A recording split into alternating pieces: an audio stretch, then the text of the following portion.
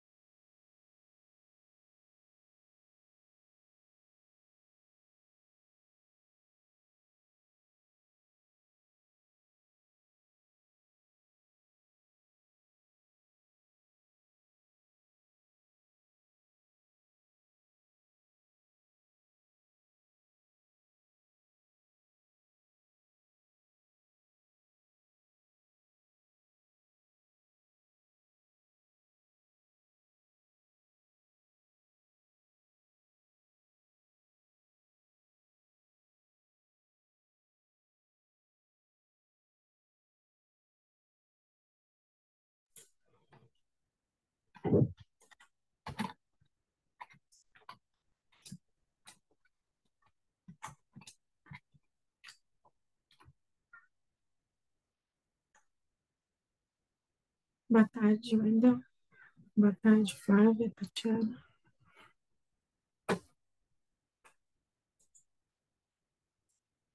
O Fabiano, que seria o assessor dessa, que será o assessor dessa sessão, vai chegar meio, alguns minutinhos atrasado, e eu vou ficar aqui como assessor. Wendel, se você precisar de alguma coisa, eu estou por aqui, tá bem?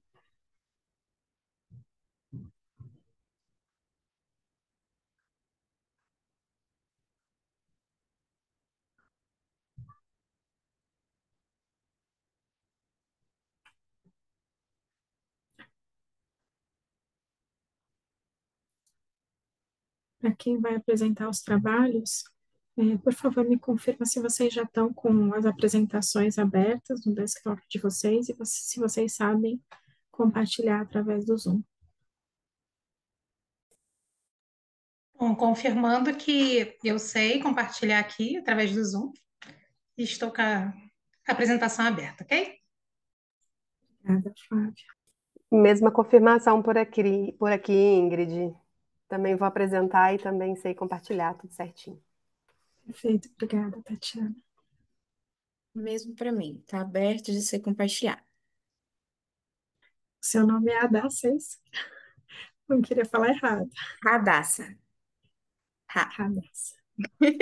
É bem diferente. Diferente, nunca tinha visto. É raro, é bem raro. Acho que encontrei umas 5 só até hoje. Legal.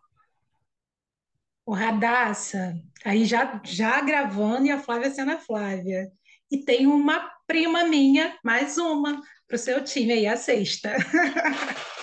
Que legal. Eu já tive uma menininha que nasceu, eles colocaram o nome por conta de mim, que eles acharam bonita. Mas é um nome diferente. Eu falo assim, diferente, mas todo mundo grava.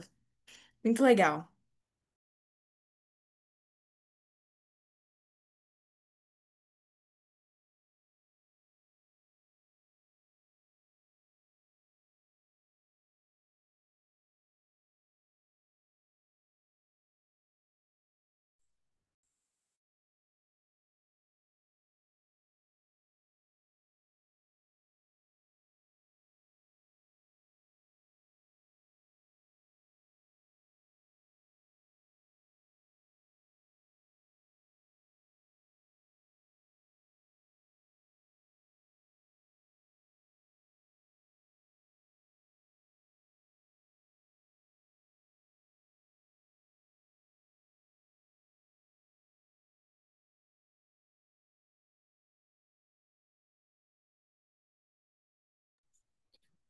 Aline, Gabriela, não sei se vocês vão apresentar. Se vocês forem apresentar, podem me confirmar se já estão com a apresentação aberta no PC de vocês e se sabem compartilhar pelo Zoom.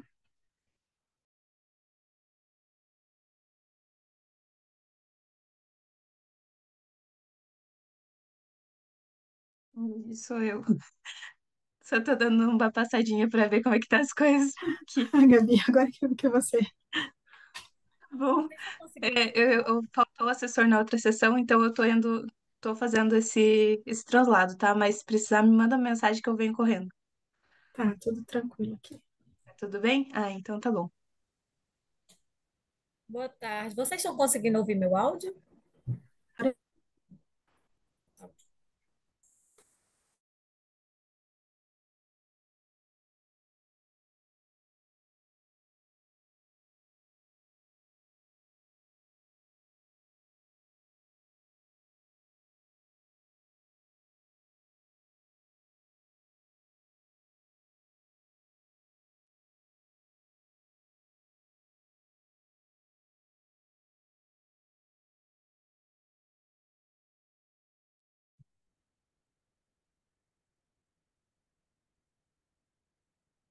Oi, Ingrid, boa tarde, tudo bem? Tudo bem, Wendel? 16h30, acho que podemos começar, né? Acho que sim. Ok. Bom, gente, boa tarde a todos os presentes, todos os participantes. Eu sou o Wendel, vou conduzir aqui a nossa sessão de apresentações de trabalhos junto com a Ingrid. O outro moderador, outro assistente, ele teve alguns pequenos problemas aí. Mas podemos começar, não tem problemas. Então, dando boas-vindas a vocês aí. satisfação, né, dar início a essa sessão temática do SEMEAD. Então, é um dos espaços mais relevantes, né, para o debate acadêmico em administração no Brasil. Nossa sessão aqui ela vai abordar um tema central para a nossa agenda, na nossa área de administração, que é essa questão aí da interseção entre redes de empreendedores, desenvolvimento regional e microempreendedorismo.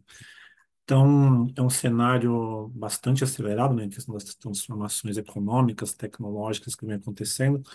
Então, a gente vai ter uma pequena oportunidade aí de compreender como é que essas redes estão se articulando, como é que gera valor nos territórios e como é que o desenvolvimento local ele está sendo encarado nas nossas pesquisas, né? Então, isso é um tema bastante fundamental, não somente para a academia, mas também para a gestão pública, para as redes de políticas públicas, para os agentes de inovação, enfim. Bom, gente, então, como eu falei para vocês, eu sou o Wendel, né? Então, a gente vai começar aqui. Concluí recentemente meu doutorado na Universidade Paulista, na área também de estratégia. Desejo boa sorte para vocês aí, boas apresentações.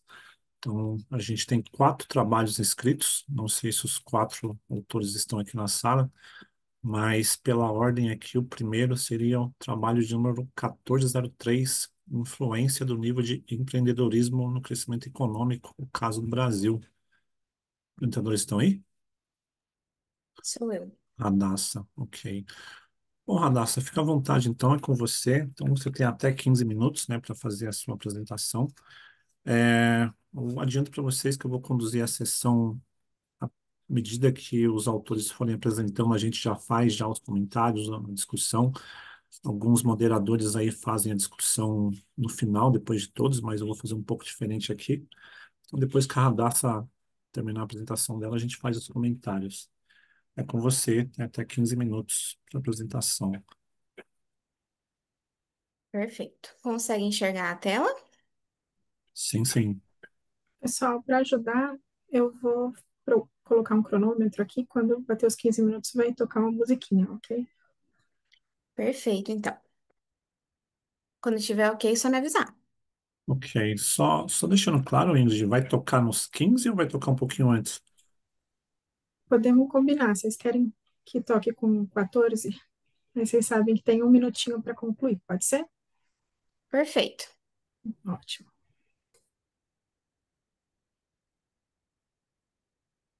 Ok. Pode começar, Radassa, por favor. Então tá. Boa tarde, pessoal. É um prazer, uma alegria estar aqui conversando com vocês. Então, vou falar um pouquinho sobre esse estudo, né? Influência do nível de empreendedorismo no crescimento econômico, caso Brasil. Ele advém da minha dissertação de mestrado e junto com o professor Poliano, que ele é doutor em Ciências Contábeis e Administração pela UFCAP, que foi meu orientador, nós conseguimos agora, né, transformar aqui esse estudo para apresentação. Bom, então, antes de falarmos, né, a respeito, nós sempre falamos assim, o empreendedorismo é importante, falar de empreendedorismo é legal, é importante, é relevante no Brasil. Mas o que que os dados, né, o que que a parte científica nos diz a respeito disso? Então, nós temos uma pesquisa, a maior pesquisa em administração do mundo, que é o GEM, que ele vem desde 1999. E ele estuda vários países mundialmente falando sobre empreendedorismo. E o que que ele falou? Lá em 2019, nós tivemos a nossa segunda maior taxa de empreendedorismo total e a maior taxa de empreendedorismo inicial desde o início da série. E mundialmente falando, em 2020, o Brasil ele estava no top 10, mais especificamente lá na sétima maior taxa de empreendedorismo inicial, ou seja, de aberturas de empresas, né? E a 13ª maior taxa de empreendedores estabelecidos. Então se torna relevante, né? Pelo quadro que o Brasil ocupa e como ele vem se posicionando. Legal, falamos de empreendedorismo, mas como essa interação entre empreendedorismo e o crescimento econômico ocorre? Claro que existem mais fatores, mas de forma sintética, né, também pelo tempo de apresentação, aqui a gente tem esse processo cíclico. Então, o empreendedor, ele busca por inovação, busca tecnologia, e com essa busca ele acaba criando novos negócios e postos de trabalho. Quando nós criamos um novo negócio, existe uma geração de recursos, especialmente recursos financeiros. E quando nós vamos cada vez mais gerando esses recursos, trabalhando com a tecnologia e inovação, vai tendo um aumento da competitividade. Isso ajuda também dentro da economia. Com o aumento da competitividade dentro de um mercado, existe também o aumento da eficiência econômica.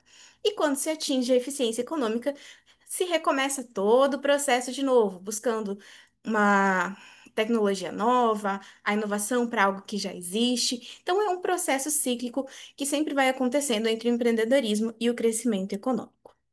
Mas o que que a academia tem falado a respeito, né, dessa interação? Então, a gente começa vendo que a gente não tem uma linha única, né? A gente não tem um tipo único de resultado. Então, começando ali por Barros, a gente vai ter a teoria do crescimento econômico endógeno, onde os resultados indicam que o empreendedorismo tem um efeito positivo no crescimento econômico. Só que, se nós observarmos dentro de países em desenvolvimento, essa taxa pode ser um pouquinho diferente. Ela pode ter essa relação negativa. Mas por quê?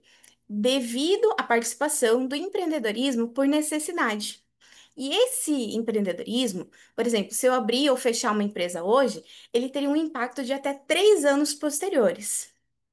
E também encontramos outros estudos que falam dessa relação não linear, né? Então, as taxas de empreendedorismo seriam menores em países economicamente desenvolvidos, porque eles têm a presença do empreendedorismo por oportunidade, e ela seria variável entre os países aí que estão subdesenvolvidos ou em desenvolvimento. E o Fontenelle, especificamente, ele conseguiu trazer essa ideia de um ponto de inflexão do PIB per capita de 30 mil dólares anual. Então, digamos assim, se for abaixo, normalmente o empreendedorismo tende a dar uma queda no PIB. Se for acima disso, ele tende sempre a dar o crescimento. E tudo isso porque por conta da questão da distribuição de renda que influencia diretamente dentro aí do processo do crescimento econômico. Então, feita essa introdução, qual foi o nosso questionamento? Então, o questionamento foi qual o impacto do empreendedorismo no crescimento econômico de uma economia em desenvolvimento?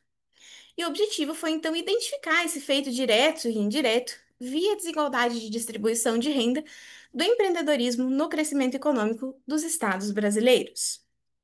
E, através disso, tivemos duas hipóteses que foram trabalhadas. Então, a primeira seria que o nível de empreendedorismo por necessidade, ele vai impactar negativamente a economia brasileira, e se for um empreendedorismo por oportunidade, impacta positivamente. E a segunda seria que o nível de empreendedorismo possui um efeito não linear no crescimento econômico via a concentração de renda. Dito isso, vou partir para a metodologia.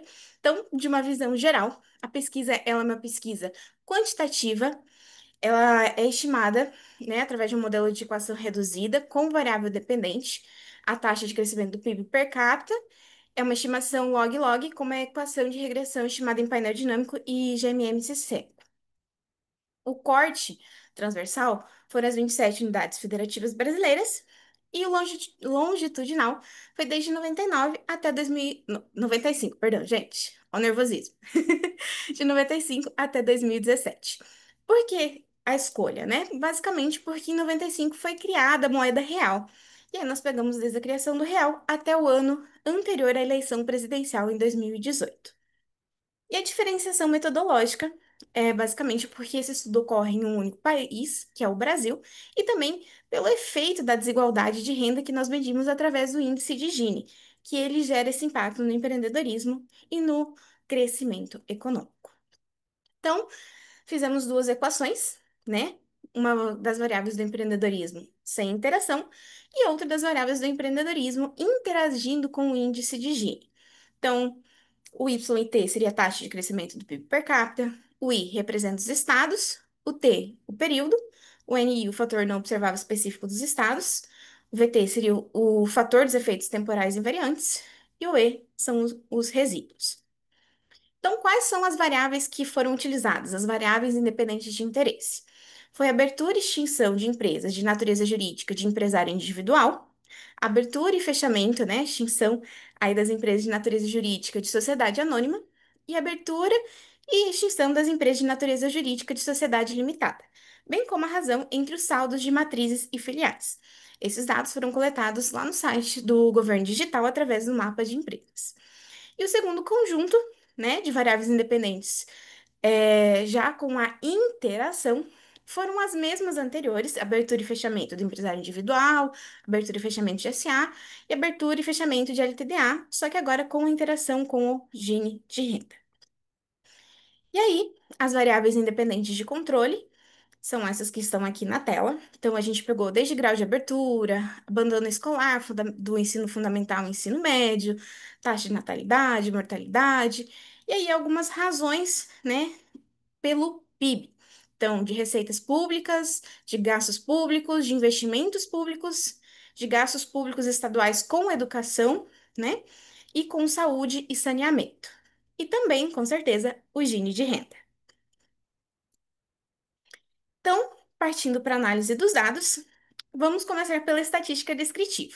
Então, existem muitos dados, mas eu vou abordar somente alguns, né, focando aqui no nosso tempo. Então, a gente vai olhar para o crescimento do PIB. Então, se a gente observar, nós temos uma média de 0,010. Então, existe essa média. Só que o desvio padrão é de 0,054. Então, ele dá 5 vezes a média, é um desvio padrão muito alto. Então, quando a gente encontra essa variabilidade, significa uma falta de estabilidade na economia. E aí, o Lustrom e o Stevenson, eles trazem a fala que é o seguinte: quanto menos estrutura, menos a estabilidade que um país tem, normalmente existe essa relação negativa entre a atividade empreendedora e o crescimento econômico. Então, a gente consegue confirmar, a gente vai observar nos resultados mais à frente também, essa fala deles, que a gente começa observando desde a estatística descritiva.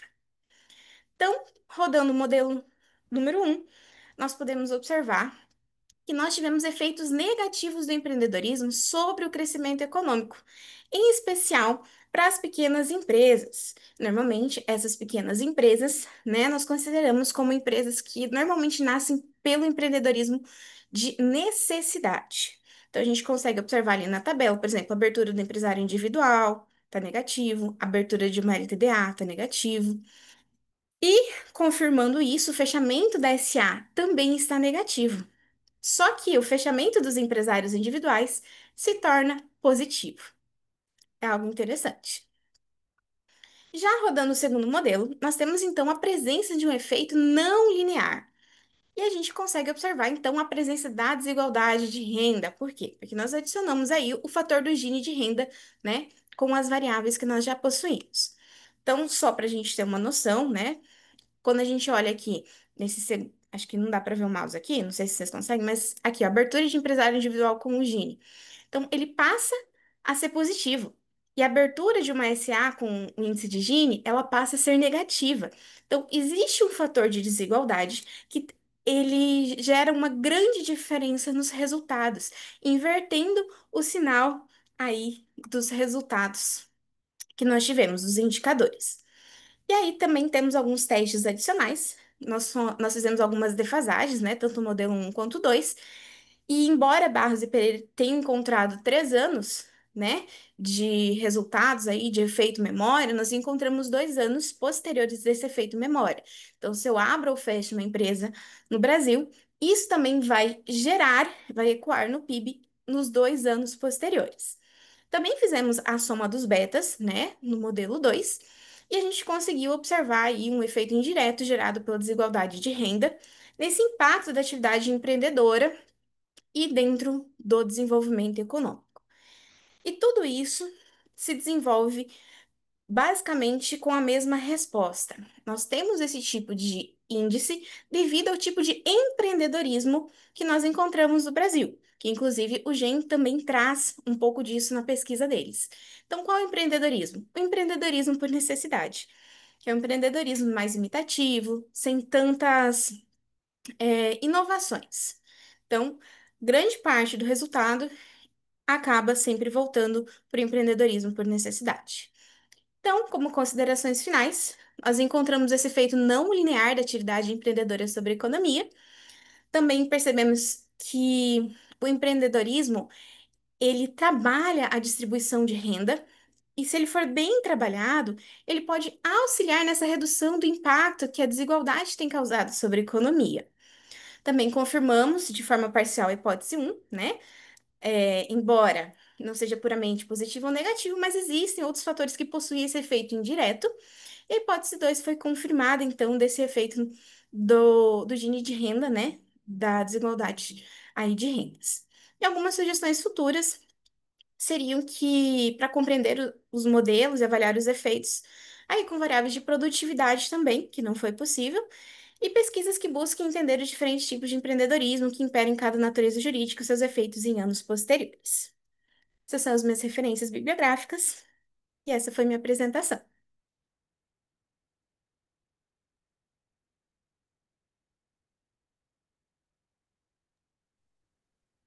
Oi, Radassa, obrigado pela apresentação, parabéns aí pelo seu estudo. A gente consegue perceber, né, a questão do empreendedorismo, né, como ferramenta para a gente tentar, né, reduzir um pouco dessas imensas desigualdades brasileiras. Então, a Radassa trouxe essa questão do empreendedorismo por necessidade, por oportunidade, questão aí no Brasil, né, na maior parte das vezes ainda o nosso empreendedorismo, principalmente aí os pequenos empreendedores, eles ainda empreendem por necessidade, né? O estudo dela trouxe um pouco de luz sobre essa questão. Mas a gente percebe aí que o estudo tem um foco metodológico, né, bastante sofisticado. Então, o modelo que vocês utilizaram aí é bem sofisticado aí para modelar esse fenômeno. Alguns comentários aí, né, que a gente pode fazer sobre o seu trabalho. Então, essa questão da desigualdade social, né, que persiste no Brasil aí por décadas, né? Então, nosso empreendedorismo aí, ainda que precário, ele pode ter um efeito positivo aí sobre o nosso crescimento, né? O que ficou parcialmente justificado nas hipóteses de vocês. Aí, um pouco aí para a gente pensar na melhoria, né, do trabalho, para uma submissão num periódico, enfim. Quais outros fatores aí vocês acham que, além do empreendedorismo, poderia reduzir essa desigualdade, ajudar no desenvolvimento regional? Que outros fatores vocês conseguem citar aí como autores?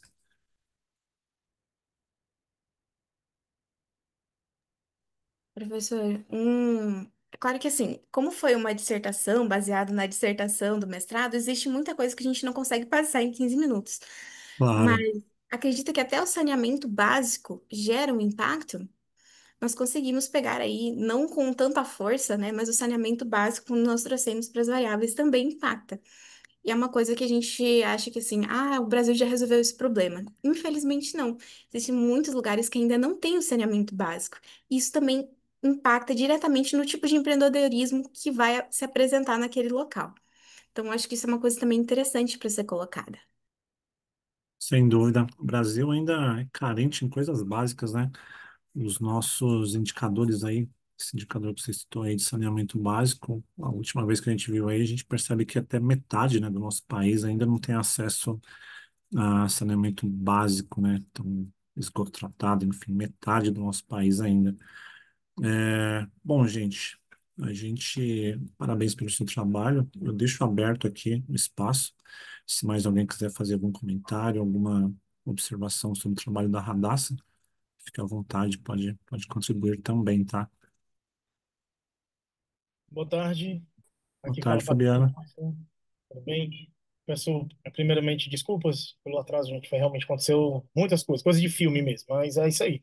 Vamos lá, Acontece. acontece mesmo. Até uma sala que eu reservei para ir fui barrado de última hora por uma situação específica na sala, mas é isso aí.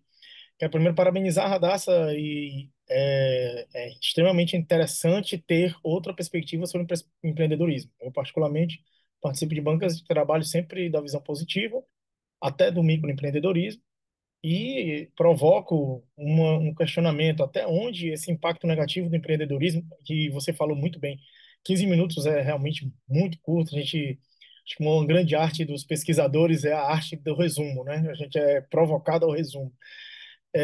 Mas será que quando a gente solta a frase, e repito, são 15 minutos, você tem que ser rápida, mas a gente solta a frase, o empreendedorismo causa um impacto negativo no PIB. É óbvio que tem muita coisa por trás.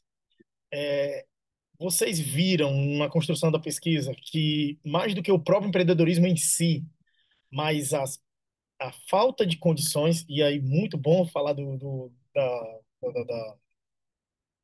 saneamento básico, porque é também um problema de saúde, e saúde é o bem de riqueza nosso mais básico que nós temos, né?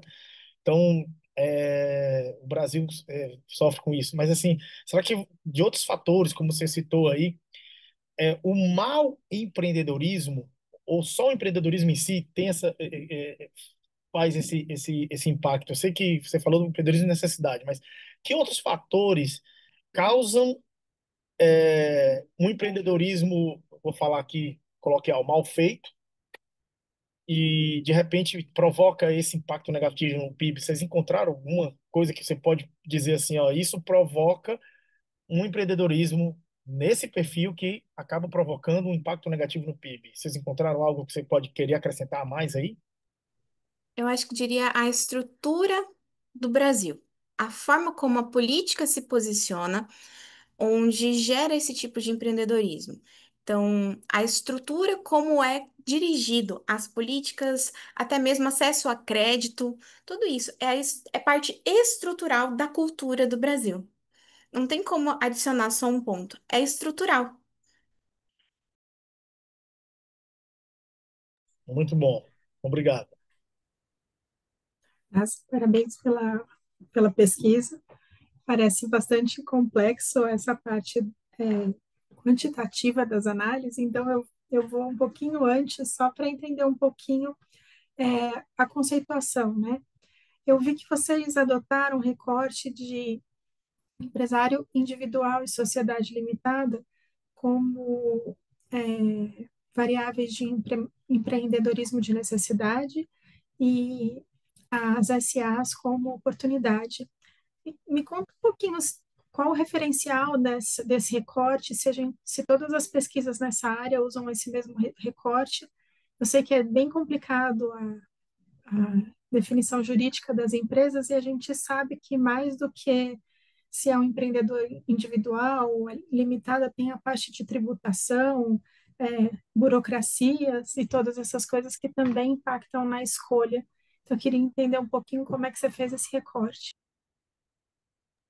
Perfeito. Então, assim, primeiro foi um desafio, como que a gente conseguiria medir isso? Não que todos os microempreendedores, os empresários individuais, né, que entra ali também no MEI, por exemplo, são por empreendedorismo de necessidade, não é necessariamente. Só que nós temos que ter um parâmetro, e normalmente empresas maiores, já devido à burocracia, como você falou, toda a estrutura, o nível de funcionários também, eles tendem a estudar muito mais o negócio, o nicho, quem são os fornecedores, quem é o meu público-alvo, e já dentro dessas empresas, de empresário individual, normalmente eles não têm esse estudo. Como que a gente observa? O GEM, que é aquela pesquisa que eu falei. O GEM, ele já traz isso, né? Tem outros autores que vão citando ao longo ali do texto também que vão falando.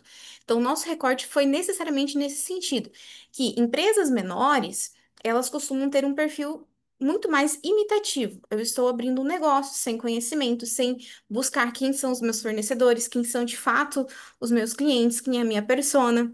E já essas empresas maiores, elas acabam tendo esses estudos e muita mais busca por ciência e tecnologia, até mesmo pela quantidade de recursos que eles possuem. Então, mais ou menos foi nesse sentido, através dessa pesquisa do GEM que nós temos, que hoje envolve já em torno de 100 países, mas a gente começou por aí. Digamos assim, o principal fator foi através ali do GEM. Então, assim, tem outros estudos que falam, o Sebrae também vai trazer ali algumas coisas, mas de forma resumida, como você pediu, é mais ou menos nesse sentido. Então, justamente pela estrutura, pela burocracia e também por parte de finanças, a quantidade de recursos que é possível obter.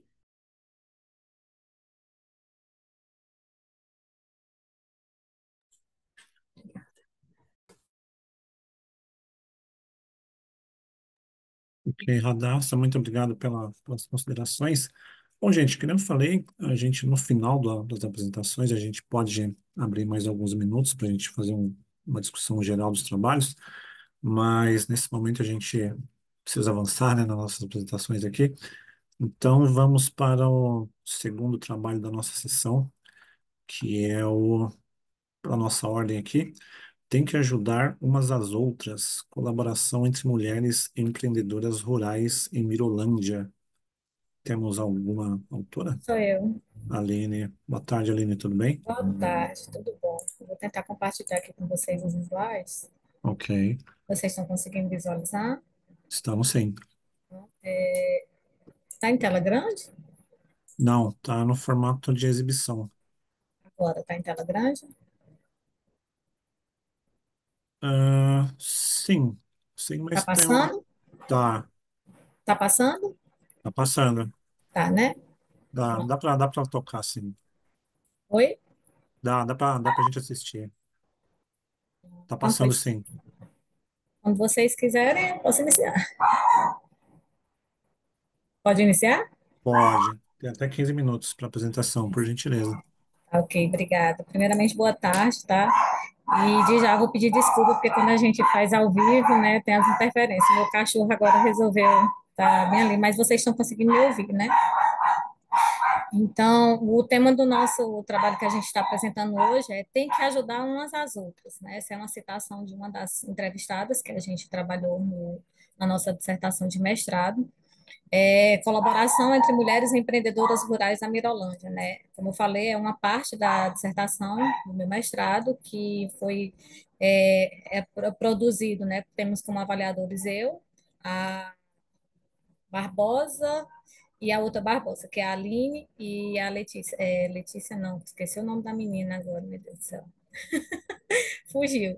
Que a gente trabalhou na elaboração desse artigo, né? Então, assim, como uma introdução para a gente trabalhar, o trabalho, ele gira em torno, a gente vai falar das mulheres, a atuação dela diretamente na cajucultura, né? E a cajucultura, ela é o quê? A prática da comercialização que vai desde o caju a todos os seus derivados, tá? E a cajucultura, ela representa 24% do PIB dos agronegócios no Brasil, segundo o dado da CEPE em 2022, né?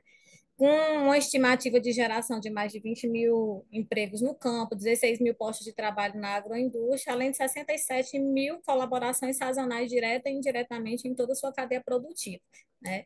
E o Piauí, ele fica o segundo maior produtor de castanha in natura no Brasil, com 21,6 mil toneladas, tá? Perde para o Ceará, e em terceiro lugar fica com o Rio Grande do Norte, né? Predominantemente a produção de castanha, de caju, ela está na região Nordeste. E a região de Picos, onde a pesquisa ela foi realizada, ela é a maior produtora de castanha in natura do Piauí, né? Segundo os dados do IBGE de 2022.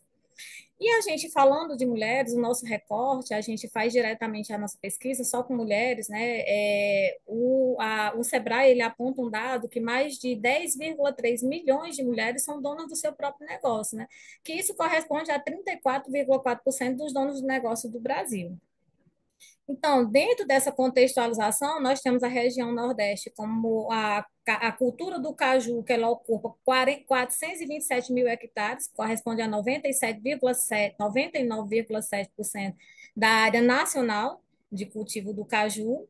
E essa atividade, ela possui, além de uma questão econômica, ela tem também uma grande importância social, né, no território nordestino, porque ela tem um papel estratégico no período de escassez híbrida, né? Que é a questão da seca. Ela reduz a questão do êxodo rural, valorização dos recursos culturais e artísticos das comunidades envolvidas. E o nosso artigo ele tem como objetivo analisar de que forma essas mulheres dessa comunidade rural de Mirolândia, em Picos, Piauí, elas constroem e sustentam seus empreendimentos na cajucultura a partir de práticas colaborativas. O método que foi utilizado na pesquisa foi um método de estudo qualitativo, né, com uma abordagem dedutiva, com ênfase em uma perspectiva exploratória e interpretativa, voltada para a compreensão da realidade vivenciada por essas mulheres empreendedoras no contexto da cajucultura. E a fonte de dados a gente teve como fonte entrevistas semi-estruturadas, observações diretas e análise de documentos primários extraídos na própria comunidade, né? Sujeito da pesquisa foram entrevistados 20 mulheres que atuam desde o beneficiamento da castanha até a comercialização do caju, da castanha processada, né, do caju. E a seleção de amostragem, ela foi pela técnica do snowball, que é por indicação, né, bola de neve. Por quê? Por conta da questão do acesso a elas. Todas as entrevistas elas foram presenciais, feitas nos locais de trabalho delas, nas tendas, nas barracas ou no terreiro de casa, tá? Todas foram gravadas e com consentimento delas, depois transcritas e codificadas e analisadas segundo o modelo do IAN 2016. Então, assim, a comunidade, o que é a comunidade? Quem são essas mulheres empreendedoras da Mirolândia, né? A comunidade Mirolândia, ela é uma comunidade rural que ela fica situada às margens da BR-316, no quilômetro 293, na cidade de Picos. A cidade de Picos, ela é um entroncamento rodoviário que ela liga quatro estados do Nordeste, então é um importante entroncamento rodoviário, né? É uma rodovia que transita diariamente muito tráfego de carros de ônibus, caminhões, carretas e carros pequenos, né, de passeio. Picos, ela é considerada como a cidade do Vale do Guaribas, onde ele abrange e sustenta, no sentido econômico, educação e saúde, 39 municípios, ele abastece 39 municípios, né? E nós temos dois arranjos produtivos locais, o caju e o mel, conhecida também como a capital do mel. A economia dessa comunidade, ela gira em torno da cultura do caju, né? Uma ênfase é bem destacada, é bem conhecido, a questão do beneficiamento artesanal e a comercialização do caju. E ela fica localizada a 18,1 quilômetros do centro da cidade. Esse espaço de estudo, ele compreende uma área de 6,39 quilômetros e possui, na data da pesquisa, em 2023, 110 barracas que atuam diretamente na venda, na comercialização e no processamento da castanha, tá? E o perfil das mulheres que trabalham, né, diretamente no processamento e que foram participantes da pesquisa, elas vão de mulheres que têm desde 17 anos até 60 anos, alfabetizadas, algumas com curso superior, outras que elas não têm, elas mal conseguem escrever o nome, né? Casadas, solteiras, com filhos e sem filhos, né? E muitas como considerado que elas chamam a rio de família, né? Que são chefes de família, responsáveis pela sustentação da família, com a renda que elas adquirem no processamento da castanha, na venda, processamento e na venda. Inicialmente, quando a gente foi fazer essa pesquisa, a gente tinha um olhar para entender como é que elas produziam e adquiriam valor. Mas quando a gente adentrou, a gente percebeu uma rede de colaboração muito forte e muitas vezes inconsciente por parte delas. Elas não têm consciência do trabalho de cooperação que elas fazem, né?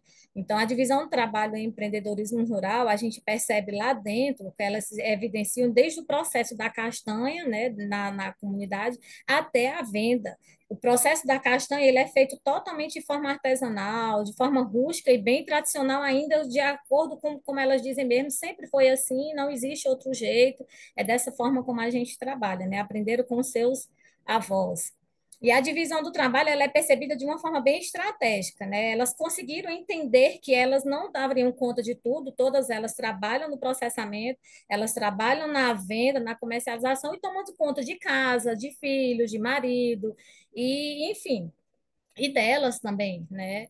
Então, elas começaram a perceber e a dividir esse trabalho entre elas, né? A divisão do trabalho foi percebida como uma estratégia para aliviar a carga de trabalho, como indicado por Maria, que se concentra na venda, enquanto a prima dela realiza o processamento do beneficiamento, né? Aqui na imagem a gente tem uma trabalhando na quebra, essa primeira imagem de camisa vermelha, e temos outra, ela está aqui nessa foto, ela está no terreiro de casa, encostado na árvore, sentado num saco de castanha, tá? E na outra foto nós temos três trabalhando, elas já estão tipo numa varanda de uma casa, no processo de despela da castanha de caju. A comercialização e o atendimento do empreendedorismo rural feminino, né? As empreendedoras de Mirolândia, elas praticam uma colaboração bem espontânea que fortalece a dinâmica do comércio. É engraçado que elas dizem, que é a fala de Ana. Aqui, quando minha castanha acaba, eu corro logo e pego a de Maria, que é do lado, a barraquinha do lado dela. Eu faço isso sim, porque não pode perder tempo e temos que ajudar umas às outras. Elas têm essa consciência, né, de colaboração, de ajuda mútua, que é assim bem espontânea e natural entre elas. Nós aqui não temos, nós aqui que temos as barraquinhas próximas, procuramos fazer as coisas combinadas, do mesmo jeito, mesmo preço, sem querer passar a perna um no outro, para ajudando uns aos outros, né? Essa cooperação ela é bem presente, a gente consegue ver no momento que uma pessoa, um carro para na BR aquela da dona da barraca, ela foi lá dentro, talvez, está mexendo um doce ou está fazendo alguma coisa de casa, a dona da barraca do lado vai lá e vende, ou vai lá e chama ela para vender, porque ela podia tomar o cliente, né? Para ela, mas não, ela vai lá e vem para ela então assim um sistema de colaboração bem interessante, né? Bem firmado entre elas. Então, a gestão compartilhada desse ponto de venda e as práticas cotidianas de colaboração entre essas empreendedoras apontam para um modelo de organização econômica pautado na confiança e nesse cuidado mútuo, né? Que da perspectiva de Ferreira et al., a colaboração é a alternativa para minimizar barreiras, especialmente no que tange à capacidade técnica, a gestão e o acesso aos recursos, né? Foi uma forma que elas encontraram de sobrevivência. Aqui é uma foto da BR, tá? Você percebe que as barraquinhas são uma atrás da outra, você vê que ó, só nessa foto nós temos 3 caminhões parados,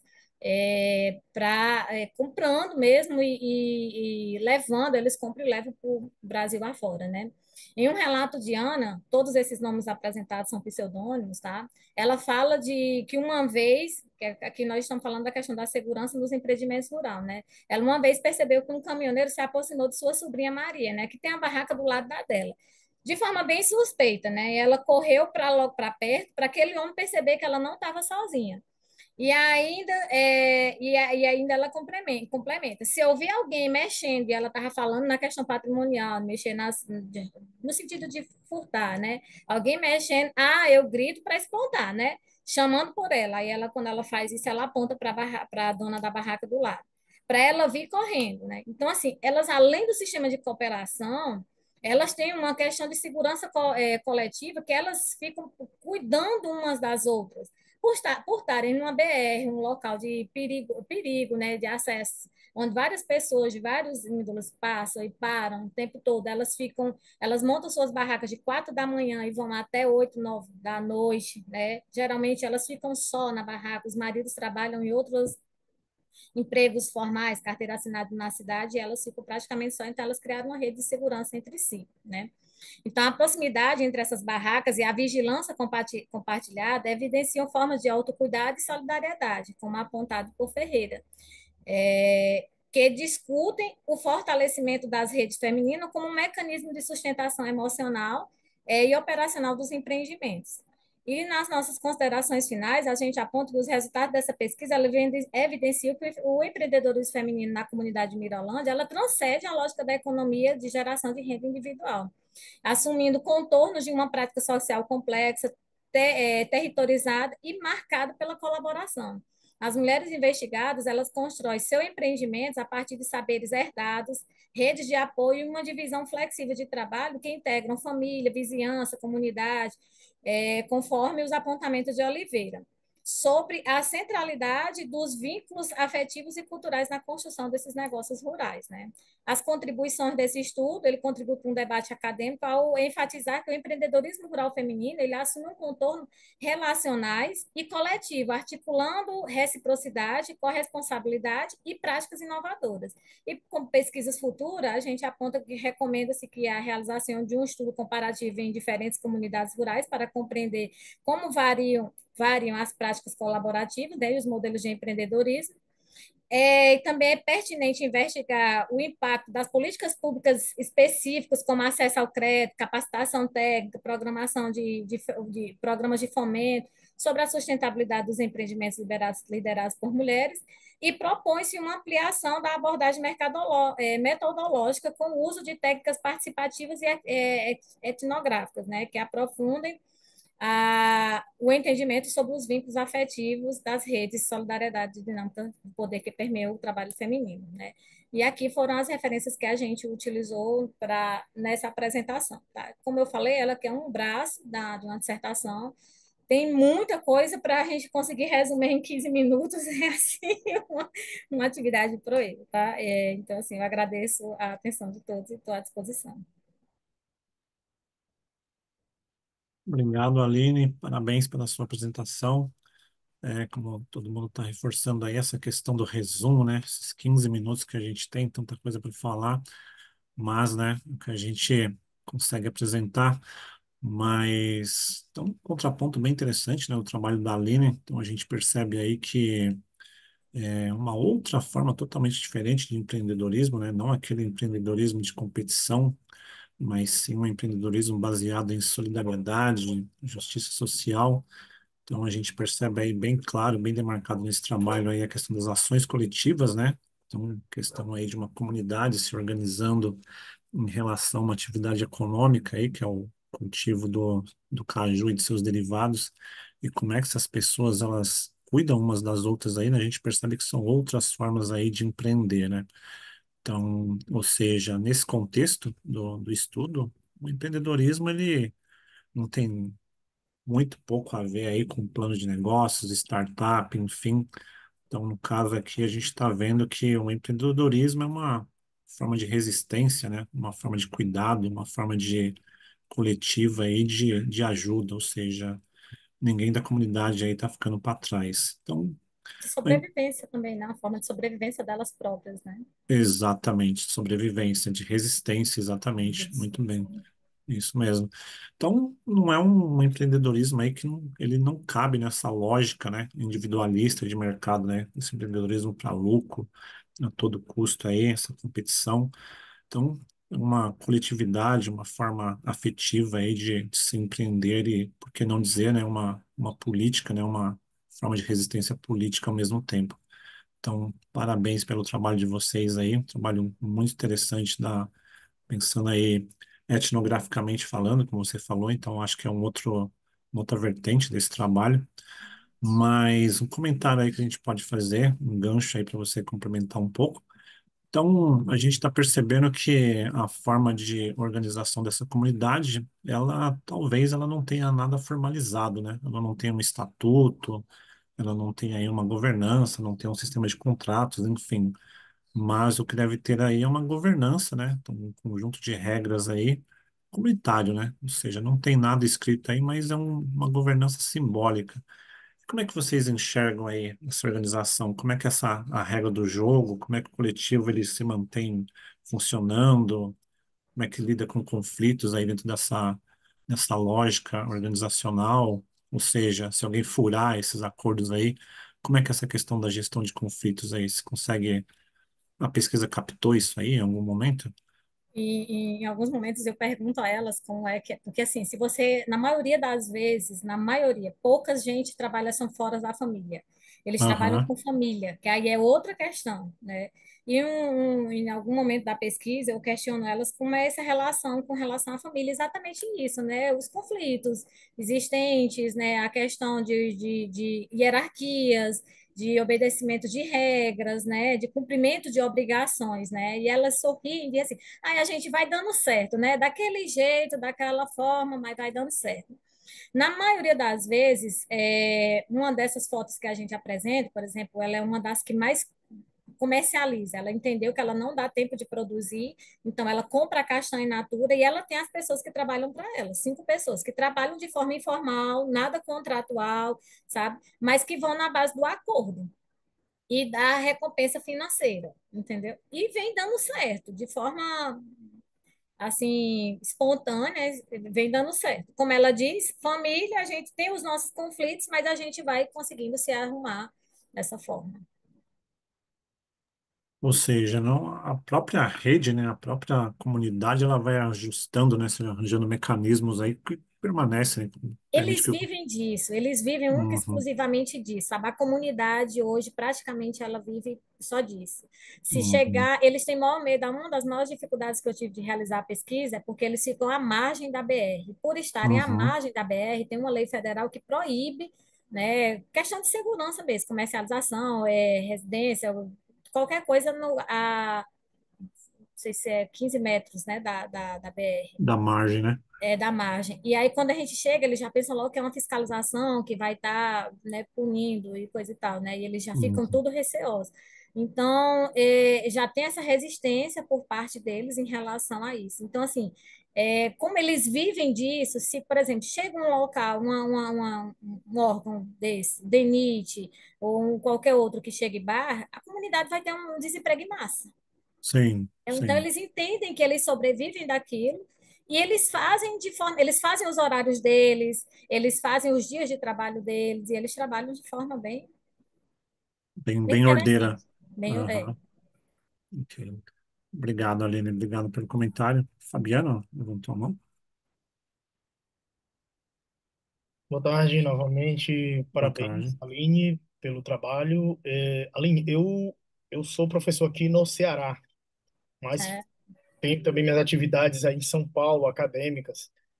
E eu atuo pelo IFCE, uhum, numa cidade a 100 quilômetros de Fortaleza, que é Baturité, que é próximo a Guaramiranga, que é o que mais sim, eu conhecido lá, moro. Serra de Guaramiranga. Uhum, Você falou aí do Piauí, eu eu também. moro no Piauí, eu sou de Picos. Quando eu assumi o concurso, eu assumi Itauá, ficava bem pertinho da divisa do Ceará com o Sim. Piauí. Por que eu estou te falando isso? Porque quando a gente está chegando em Baturité, tem justamente esse, eu chamo de cluster, né? O pessoal com várias frutas, aí já são várias frutas, rapadura, e é a margem também da BR. A gente, numa comunidade também lá, Tom Diogo chamado. E o interessante que é um marco da solidariedade mesmo, empreendedorismo solidário, colaborativo, é indispensável, Colaborando. mas interessante que você, mesmo assim, dentro desse universo, que eu acho que é o que sustenta esse universo, é esse, essa cultura organizacional, podemos dizer assim, vou chamar assim, da colaboração, da ajuda mútua, da proteção, que Sim, é interessante que se você protege a questão, e aí a gente pode utilizar até algumas teorias aqui da administração, do Maslow, né, a pirâmide lá, da hierarquia das necessidades, se você protege o corpo, imagine proteger também as questões financeiras. Então, realmente transcende até a questão mesma econômica, sim, não é meramente uma proteção econômica, mas até pessoal, que é mais profunda, né? É uma proteção social. E assim, me instigou muito quando eu li o teu trabalho a perguntar sobre, porque teve uma frase em algum momento que você falou que assim, que foi perguntado para ela se ela tinha medo de competição, e ela sente concorrência. concorrência. E ela sente que tem uma concorrência. E aqui no Ceará tem uma grande produção. Hoje eu estou no Ceará, né? Eu estava em São Uhum, Paulo há pouco tempo. Tem uma grande produção também da questão castanha, né? Tem a indústria também ligada ao grupo Edson Queiroz, Cascaju. E, assim, elas pelo menos tiveram isso que aconteceu um pouco lá em Baturité, caminharam um pouco para isso, a partir de conversas com a academia. Elas tiveram algum tipo de parceiro institucional ou vontade de formar uma cooperativa, que aí eu entendo que se fosse formar, teria que ser indispensavelmente uma gestão feminina, quem sabe até todo formado por mulheres, mas pelo menos a gestão feminina, toda a liderança feminina. Se houve alguma para justamente combater esse medo, esse sentimento, ou essa percepção de concorrência, houve algum não, movimento nesse sentido? não, elas têm uma associação de moradores do bairro.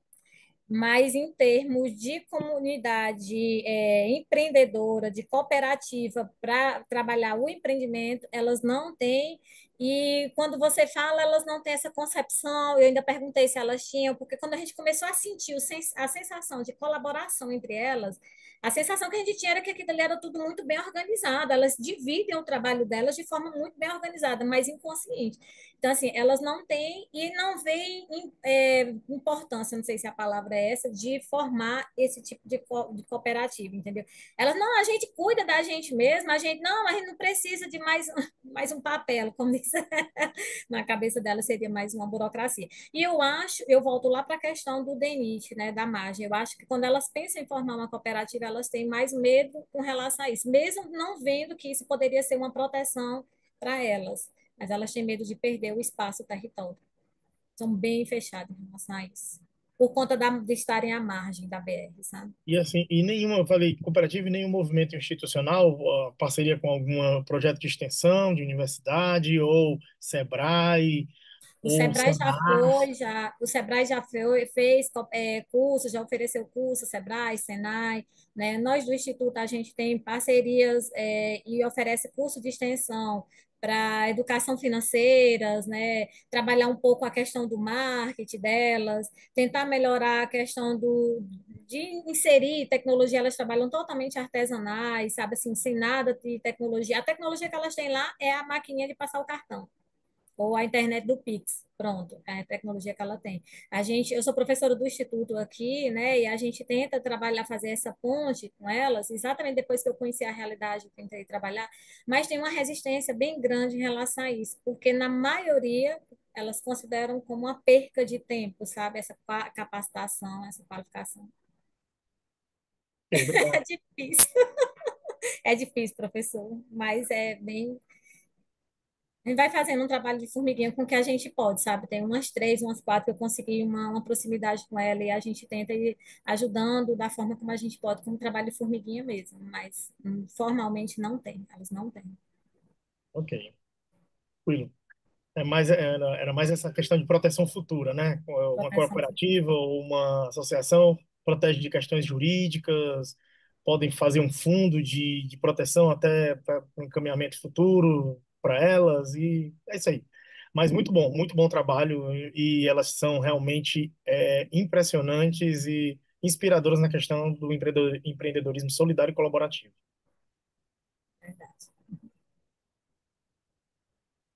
E, gente, obrigado pelas considerações. Bom, gente, acho que a gente pode ter o nosso avançar da nossa hora, né? Podemos ir avançando aqui para o próximo trabalho. Bom, gente, terceiro trabalho da subsistência à escala global, Acordo Mercosul-União Europeia, as simetrias da internacionalização e os dilemas da inclusão produtiva em mercados emergentes. Temos autores do terceiro trabalho? Sim, eu estou aqui. Ok, Tatiana, vou ok, só abrir Tatiana. aqui para compartilhar com vocês. Ok, Assim que ele resolver deixar eu compartilhar. Que eu testei e ele estava funcionando. acontece. Na hora do... É sempre assim, né? É, Ele está falando que eu vou ter que encerrar e reabrir tudo de novo. Você quer passar para o próximo, professor Wendel? E aí eu saio e volto, para não atrasar? da minha parte, se não tiver problemas para a próxima pessoa, é a Porque Flávia? ele tá Ou pedindo para eu eu, reiniciar. Tô com medo de cair e deixar vocês na mão. Tá bom. sem Então, problemas, eu posso. ok, Flávia, por favor. Então, só falando aqui, o trabalho da Flávia é o Incorporação Mista e Interseccionalidade, Empreendedorismo de Mulheres Negras Brasileiras na Alemanha e em Portugal. Já Vocês vemos a conseguem sua... ver em tela cheia? Não, estamos vendo só antes da tela cheia. Ah, é? Deixa eu Aham, interromper aqui e voltar.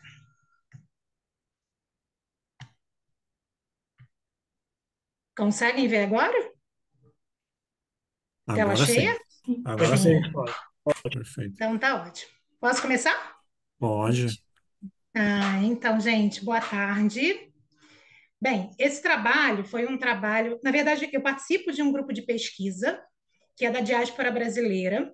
E esse grupo de pesquisa vem estudando uma realidade de empreendedores que empreendem fora do país. E aí eu cheguei no grupo de pesquisa há 2 anos e comecei a estudar as mulheres negras que empreendem fora do país, certo?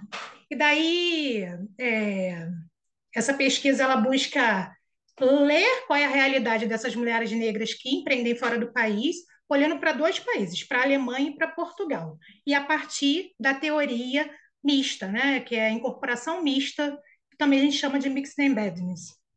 Vou explicar a teoria já já para vocês. Mas para contextualizar, bem, a gente tem 1,6 milhão de pessoas da população brasileira expatriada na Europa.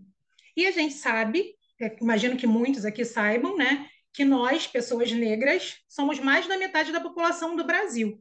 Então, a gente tem esse número expatriado, e nós somos mais de 55% da população brasileira.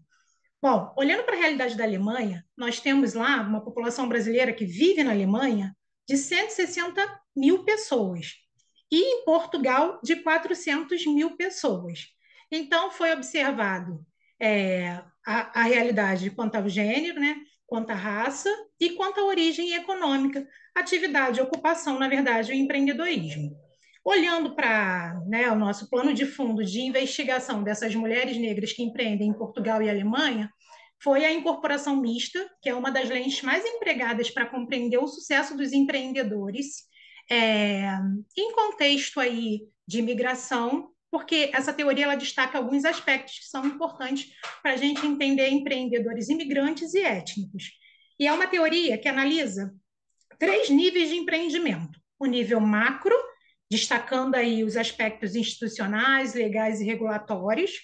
Uma das lentes dessa teoria também, dos vieses, né, é o nível meso, que olha mais para o negócio, para as dinâmicas com fornecedores, com clientes, e o nível micro, tá, que olha para as particularidades, para as características empreendedoras de maneira geral.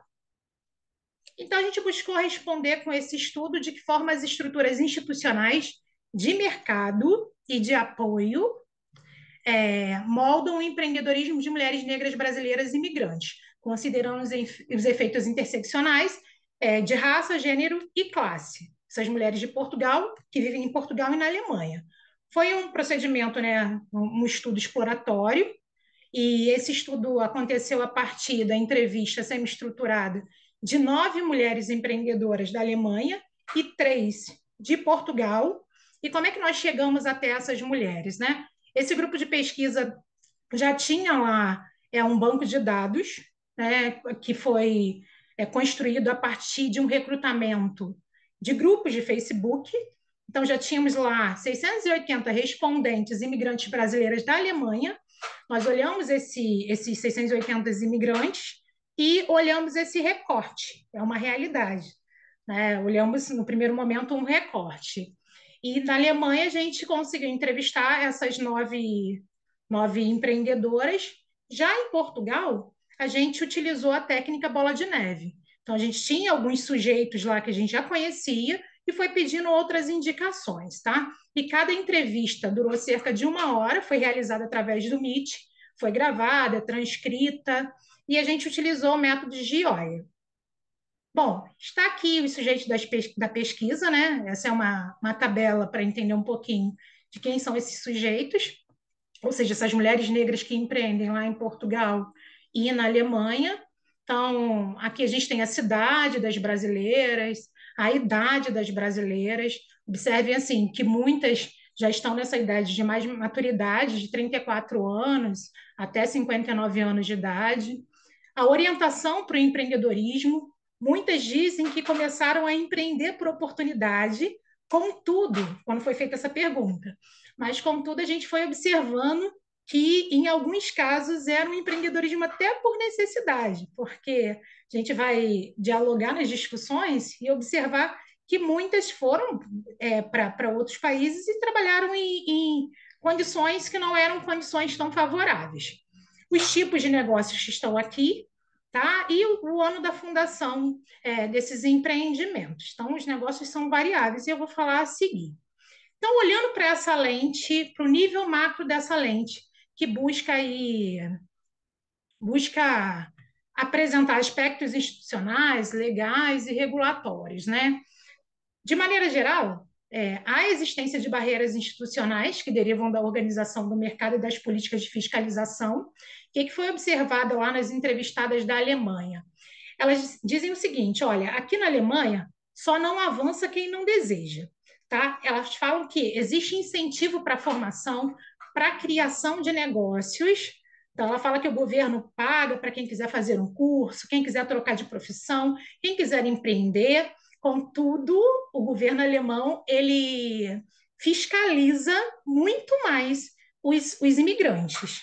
Em contrapartida, as empreendedoras que vivem em Portugal apontam na entrevista a ausência de políticas públicas e incentivos financeiros. Elas destacam a facilidade relativa à formalização e legalização das atividades empresariais. Elas dizem que é mais ágil abrir lá um negócio, tá? Mas não tem apoio, não encontram um apoio significativo do país. As empreendedoras da Alemanha, elas deixam claro que há muita fiscalização e denúncias. E essas fiscalizações e denúncias geram incerteza a respeito de construir determinados negócios. Ah, tem lá um investimento, mas eu tenho um pouco de incerteza se devo ou não pegar aquele investimento. As pessoas, os brasileiros que estão por lá, certo? Porque sabem que vão ser fiscalizados, tá? Já em Portugal, né, não houve relatos sobre prática de fiscalização entre as empreendedoras, ok? Até fala que tem alguns relatos de pessoas que foram para Portugal a passeio e resolveram ficar, e foram convidadas a empreender e pegaram negócios, assim, compraram negócios já estabelecidos e não se sentiram aí fiscalizadas. No mais, parece que os dois países oportunizam os imigrantes, mas com subempregos. Os imigrantes chegam por lá, eles têm subempregos, né? Por vezes precisam dividir alojamento, como está aqui descrito, não precisei ter subemprego, foi um dos casos, tá, de uma entrevistada de Portugal.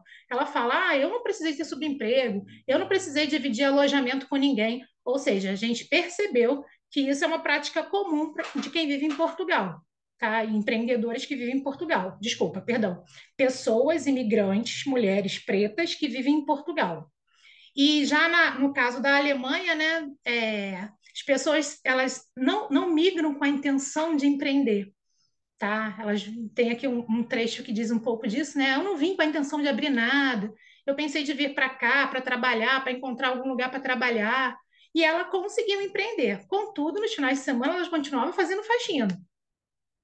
E aí, posto isso, né, do nível macro, também é observado o nível meso, que é o ambiente de negócio. Então, foi observado o surgimento de negócios como tratamento de cabelos étnicos, feijoada, dança brasileira, dentre outros negócios. E as oportunidades de negócios de imigrantes tendem a se direcionar à comunidade de origem inicialmente. Então, as brasileiras que empreendem por lá, elas começavam pensando em negócios, né, para a comunidade de origem, para brasileiros mesmo, mas gradativamente se expandiram para público alemão, em alguns casos até para outros países da Europa. Eu trouxe esse recorte aqui hoje, a maioria é alemão e estrangeiro. Brasileiro é uns 30%. Não, eu não trabalho isso lá da Alemanha. Não, eu não trabalho só com brasileiro. Minhas clientes são poucas, né? Minhas clientes brasileiras são poucas. Ah, não sei se... Na verdade, ela diz que não tem muitas clientes brasileiras, tá? Aí vem trazendo também um recorte que, embora trabalhe com tratamento de cabelo étnico, trabalha muito com africano e com algumas portuguesas e por aí vai. E há fornecedores, tanto na Alemanha quanto em Portugal, olhando aí para a realidade do nível meso. Ainda, observando o nível meso, né, o ambiente de negócio, sobre hábitos de consumo, as empreendedoras observaram uma admiração dos alemães que parecem estar abertos para consumo de produtos brasileiros, devido a uma possível admiração de sua cultura culinária, estética. Então tem aqui, ó, eu sempre fui muito admirada pelo alemão, eu já recebi tops, muitas pessoas de nome da Alemanha que vêm no meu evento, muitos atores. Isso aqui é uma fala de uma empreendedora lá da Alemanha que abriu uma feijoada e fazia alguns eventos nessa feijoada. A culinária brasileira é respeitada, e isso também é um propósito meu aqui na Alemanha. Já em Portugal, não foi percebida a demanda por produtos brasileiros, tá? Então, assim, tem pessoas empreendendo, mas com outros produtos, tá? Uma delas trabalha com cuidados com cabelo afro, mas não evidencia o fato de ser brasileira, mas ser negra, ok? Então, ela fala, tem isso aqui é uma imigração. Aqui tem africano, tem angolano, e aí ela vem relatando a realidade. Olhando para as características empreendedoras, que é o nível micro, parece que a diferença de classe social não dificultou no primeiro momento a integração entre brasileiros e alemães. Já em Portugal, é percebido o impacto das diferenças de classe para redes de contatos. Então, na Alemanha, vem dizendo assim, tem alguns recortes lá no artigo, trazendo o quanto que os alemães eles orientam, eles identificam oportunidade para as empreendedoras negras ou pessoas, mulheres negras que estão ali na Alemanha para se tornarem empreendedoras. Já em Portugal, a diferença de classe é bem evidenciada, tá?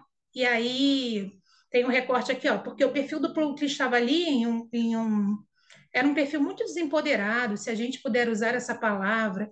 Essa foi uma entrevistada que ela trabalha com mentoria para o mundo inteiro. E daí ela foi dar uma palestra e ela falou: lá tinham brasileiros, 90% de brasileiros, e ela usou esse termo. E aí aquele perfil era muito pouco empoderado. Então observa-se que existe um impacto de diferença de classe neste caso, né? E parece que também houve pouco incentivo para a criação de negócios pelos que já habitavam em Portugal. Então, olhando ainda para o nível micro, né, parece que os alemães se preocupam em gerar oportunidade para os brasileiros, tá? E aí tem aqui um recorte. Quando eu decidi ficar é porque uma pessoa me viu, achou que eu era, achou que eu podia fazer esse trabalho de dançarina. Mas tem outros trabalhos também. Tem aquelas que empreenderam fazendo alimentos, empreenderam dando aula de danças e por aí vai, tá? E não há, olhando para a realidade de Portugal, né? Não há ênfase nos portugueses buscando identificar oportunidade para os brasileiros, tá? Então, isso não foi identificado e eu trouxe uns recortes aqui para mostrar essa realidade. E para a gente fechar esse terceiro bloco de análise da teoria da incorporação mista, olhando ainda para o nível micro, né? As habilidades de trabalho, elas são descobertas, estimuladas e acabam virando negócios, como foi o caso no negócio da fotografia, de culinária e de dança, olhando para a realidade da Alemanha. Já para a realidade dos portugueses, não tem essa identificação tão clara. Tá? Aí, por exemplo, como que essas habilidades foram identificadas? Aí, quando eu levei a feijoada para a diretora do colégio, ela me perguntou se eu podia dar aula de culinária. Daí que me despertou. Os pais gostaram e criaram um grupo particular onde eles me pagam uma taxa extra para uma dança. Minha irmã começou a divulgar o meu trabalho no prédio do apartamento em que eu morava e para conhecidos. Então, comecei a fazer fotografia para outras crianças. Essa é a realidade. E aí, como considerações finais, né, no nível macro, na Alemanha, há ameaças de fiscalização e denúncia, contudo, há existência de políticas públicas voltadas à formação e incentivo à criação de empreendedorismo, inclusive incentivo financeiro.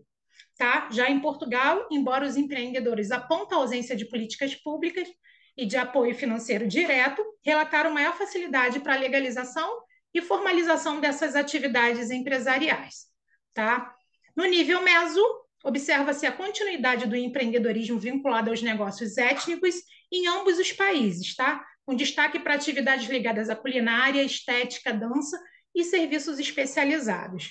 E aspectos como a desconfiança entre os coétnicos surgem como um desafio presente em ambos os contextos, tanto Portugal quanto na Alemanha. Os empreendedores que por ali estão, eles mostram que tem uma desconfiança nos brasileiros que por ali estão para trabalharem com eles, para atuar, para fazer negócios e por aí vai. Quanto aos hábitos de consumo, né, as empreendedoras observaram uma admiração dos alemães que parecem estar abertos para consumo de produtos brasileiros. Pode ser uma possível admiração da cultura brasileira, da culinária, da estética, da música, tá? E isso pode estar relacionado com o fato da Alemanha não relatar efeito da discriminação evidente, conforme relatam em estudos direcionados aos brasileiros imigrantes aí, do Falcão, do Cruz, do Leite. E os negócios começam de modo informal na fase de exploração de oportunidades. No nível micro, a diferença de classe social não se mostrou um obstáculo direto à integração inicial com a população local em nenhum dos dois países, tá? Mas influenciou, sim, as experiências e as estratégias empreendedoras. Bem, olhando para as habilidades previamente desenvolvidas, os negócios foram se desenvolvendo por uma via efetual de empreender. Então, as pessoas identificaram uma característica, tá, uma habilidade, e foram estimulando que essas mulheres negras que vivem na Alemanha ou em Portugal criassem negócios. Mas na Alemanha, em Portugal nem tanto. Estudos futuros, né? minutos e 40. 1 minuto? Tá, então acabamos. Já No nível passou. mar. Ah, passamos então. Desculpa. Acabamos por aqui, só como estudos futuros no nível macro, investigar se há efetivo incentivo político. No meso, verificar se há programas de formação empreendedora. E no nível micro, buscar entender em qual medida a falta de domínio do idioma, que é um dos pontos que quem empreende na Alemanha diz, que é difícil de se estruturar por conta do idioma, como é que isso impacta na construção dos negócios. As referências aqui, obrigada. E aí, Flávia, muito obrigado pela apresentação.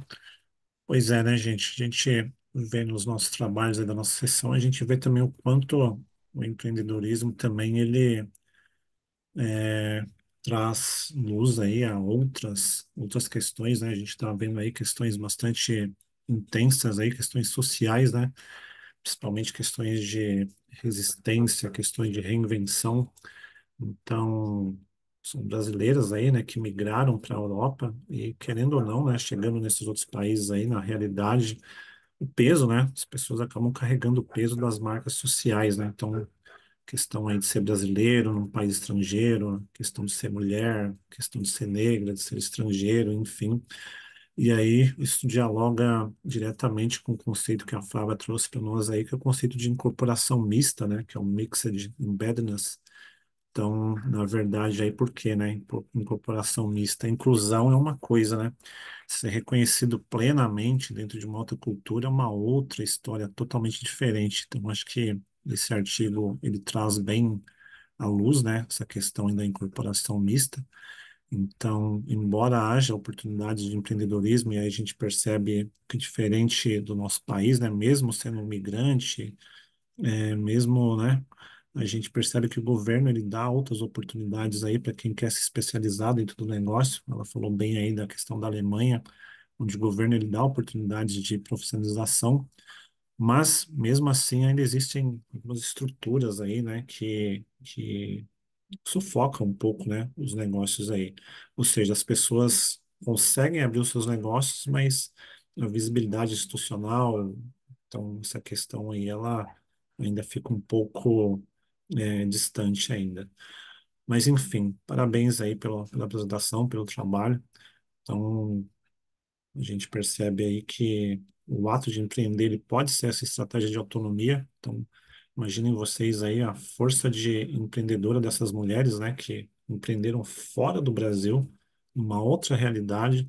Então, lutaram aí com tensões, com invisibilização, enfim. Mas, no caso aí, eu queria lançar uma pergunta para a Flávia aí, talvez até uma problematização. Se existe aí, se eles perceberam na pesquisa em algum momento, que se o empreendedorismo ele pode chegar aí a reforçar essas desigualdades, ao invés aí, né, de ser uma arma, de ser uma ferramenta de enfrentamento. Ou seja, como é que a gente pode evitar que essa armadilha de reforçar a desigualdade ela aconteça também dentro do empreendedorismo? Ao assistir a apresentação da colega anterior, eu fiquei refletindo o quanto o conhecimento ele acaba libertando.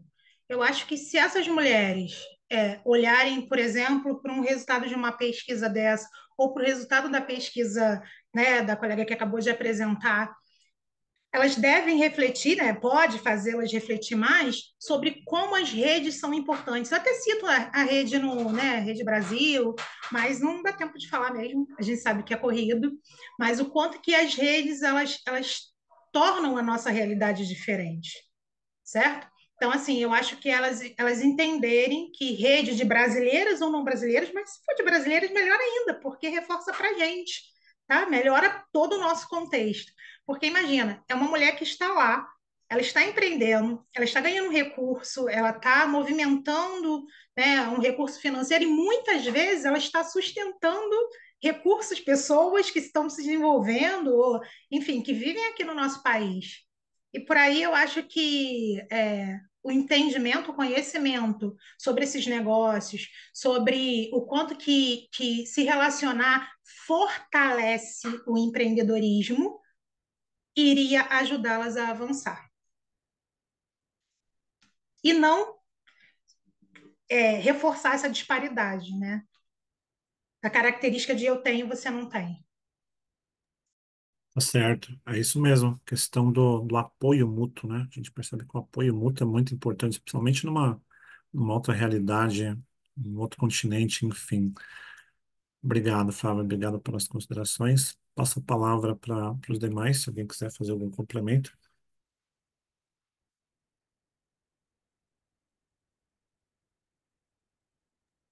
Só dar os parabéns, Flávia. Um grande trabalho e necessário, muito interessante, que com certeza vai produzir mais outras pesquisas a partir do que foi instigado aí a ser feito.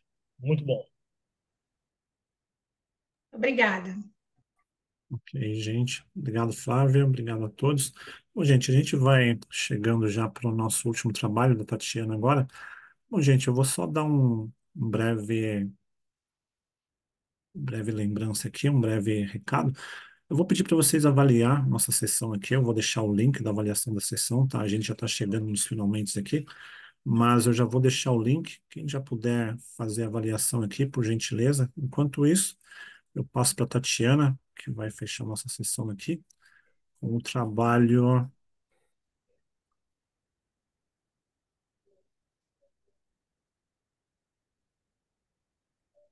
da subsistência à escala global, Acordo Mercosul-União Europeia, assimetrias da internacionalização e os dilemas da inclusão produtiva em mercados emergentes. Então, é com você, Tatiana. Eu vou deixar aqui o link, por gentileza, avalie nossa sessão. Obrigado. Vamos lá. Acho que agora está todo mundo vendo a minha tela. Agora sim. Muito obrigada pela gentileza, professora Flávia, por ter aceitado passar na frente. Essas coisas acontecem. Então, boa tarde para todo mundo. Eu sou a Tatiana, sou professora na Universidade Federal de Juiz de Fora. Então, hoje eu estou aqui representando o meu grupo de pesquisa, o grupo de pesquisa que eu faço parte aqui na UFJF, e representando também os meus colegas que fizeram parte do trabalho, professora Camila, professora Cristina, e dois dos nossos mestrandos, a Giovana e o Giovanni, que agora também está na USP, inclusive. Essa apresentação, então, a gente busca aqui investigar os principais desafios e contradições de internacionalização produtiva dentro do contexto do Acordo Mercosul-União Europeia, com foco especial nos microempreendedores do Sul Global. Então, como uma forma de contextualização, esse acordo ele foi assinado, efetivamente assinado após muitos anos, agora em dezembro de 2024, e ele é um marco histórico não só para o nosso país, mas também para a União Europeia como um todo. Ele abrange mais de 700 milhões de pessoas e ele vem com a promessa de eliminação de tarifas, de uma promoção de sustentabilidade e um possível impulsionamento de inclusão produtiva, sendo aí o maior tratado comercial da história do nosso bloco, do Mercosul. Então, a gente parte o nosso trabalho de uma hipótese crítica, que é a ideia de que essa liberalização comercial, por si só, ela não é suficiente para garantir uma inserção internacional de forma equitativa e sustentável para os micro e pequenos empreendedores. E é a partir dessa tensão, então, que tem acontecido, que surge a nossa pergunta principal, que é essa que está projetada para vocês. Como o acordo lida com a internacionalização e inclusão produtiva dos microempreendedores do Sul Global? Então, a nossa problematização parte do reconhecimento de que essa abertura comercial ela tende a reproduzir algumas desigualdades já existentes se a gente não tiver amparado por políticas que sejam efetivamente estruturantes. Os microempreendedores eles enfrentam barreiras múltiplas, desde limitação de capital, baixa escala, ausência de rede de apoio, uma infraestrutura muitas vezes precária, e muitas vezes também o desconhecimento técnico sobre normas internacionais. Ao invés de uma oportunidade, essas possibilidades, esses entraves, eles podem se traduzir, então, no que a gente chama no nosso trabalho de uma exclusão silenciosa, mesmo que esse acordo traga para a gente uma ideia de um discurso de inclusão. Nosso referencial teórico, então, para poder interpretar esse fenômeno, articula três lentes principais. A primeira, a gente traz a lente das teorias clássicas de internacionalização, como o próprio modelo de Uppsala, o surgimento de Born Globals e a abordagem de redes. A gente também coloca um olhar sobre os mercados como sistemas sociotécnicos do Araújo, que nos permite, então, entender esse mercado não só como algo dado, mas como um campo de disputas institucionais, simbólicas e também materiais. E, por fim, a terceira lente teórica é sobre a noção de capital social e de redes, mostrando que essas redes relacionais elas podem ser mais determinantes que os recursos financeiros em si. Então, essas lentes elas revelam para a gente que os modelos tradicionais de internacionalização eles ignoram a realidade de países com assimetria e de países periféricos como o nosso. Então, essa é a nossa principal crítica. De forma metodológica, esse trabalho, ao contrário de todos que foram apresentados nessa sessão aqui hoje, ele é um ensaio teórico reflexivo, qualitativo, de caráter exploratório. Então, a gente se utiliza da revisão bibliográfica interdisciplinar, da análise do documento, do próprio texto do Acordo Mercosul-União Europeia, que está disponível para quem quiser consultar, e o foco está nos microempreendedores da América do Sul, especialmente nos setores informais e de baixa densidade tecnológica, que vão permanecer inviabilizados nos debates sobre globalização. Então, na nossa discussão, a gente traz os principais dispositivos desse acordo Mercosul-União Europeia. O que o acordo traz? A gente se debruçou sobre esse acordo para entender quais são essas promessas formais e quais são os desafios que estão escritos ali. Então, a gente tem que esse acordo ele traz algumas diretrizes que são promissoras. Redução de tarifas, o próprio apoio à sustentabilidade, valorização de produtos típicos e apoio na inclusão produtiva. Mas, na prática, a gente entende que esses dispositivos eles vão esbarrar em desafios estruturais, que podem ser muito profundos, como a falta de um ecossistema de suporte, a baixa articulação entre instituições e até mesmo a ausência de instrumentos concretos de capacitação e certificação. Só para contextualizar, o acordo ele traz que vão existir ferramentas de certificação, mas não existe a ferramenta em si e também não há dispositivos concretos de capacitação, só uma frase de que isso vai acontecer. O risco, portanto, é que essa promessa de inclusão ela se transforme só em formalidade, em algo escrito ali no acordo, sem efeitos reais aí para os nossos pequenos empreendedores, principalmente se tratando aqui do Brasil. Quando a gente coloca os nossos olhos sobre os riscos estruturais, a gente conseguiu mapear algumas dimensões críticas que vão atuar aí de uma forma a serem barreiras reais para essa possível internacionalização que o acordo prega. Uma delas é o risco de infraestrutura logística e digital insuficiente. Quando a gente analisa o próprio Brasil, a gente entende que a nossa infraestrutura logística e principalmente a parte digital, a literacia digital ainda é insuficiente para muitas pessoas. A baixa escala produtiva, tem muitos pequenos empreendedores que não têm escala para poder internacionalizar e também quesitos de informalidade. Um terceiro ponto seriam aí os déficits de conhecimento técnico e também conhecimento institucional, tendo em vista que o próprio acordo não coloca como que isso vai ser feito. Dificuldade de acesso a crédito. Se você for informal, muitas vezes você vai ter dificuldade para acesso a crédito. Barreiras linguísticas, que para a internacionalização é uma barreira muito importante, regulatórias e também culturais. E, principalmente, a ausência de redes de apoio e de ecossistemas locais que possam estruturar esses pequenos empreendedores. Então, a gente consegue enxergar que esses fatores eles não são conjunturais, eles são sistêmicos. Se a gente não enfrentar, qualquer acordo comercial vai só ampliar as desigualdades que já existem. A gente propõe alguns caminhos alternativos e esse artigo foi um primeiro esforço para essa ação. Então, a gente propõe que a saída ela esteja na construção de um ecossistema territorial de apoio para essa internacionalização inclusiva. Então, a gente se inspirou em alguns autores conceituados para apontar alguns possíveis caminhos. Então, o primeiro deles poderia ser, por exemplo, fomentar uma inovação aberta, adaptada à realidade desses pequenos empreendedores, entendendo a realidade deles.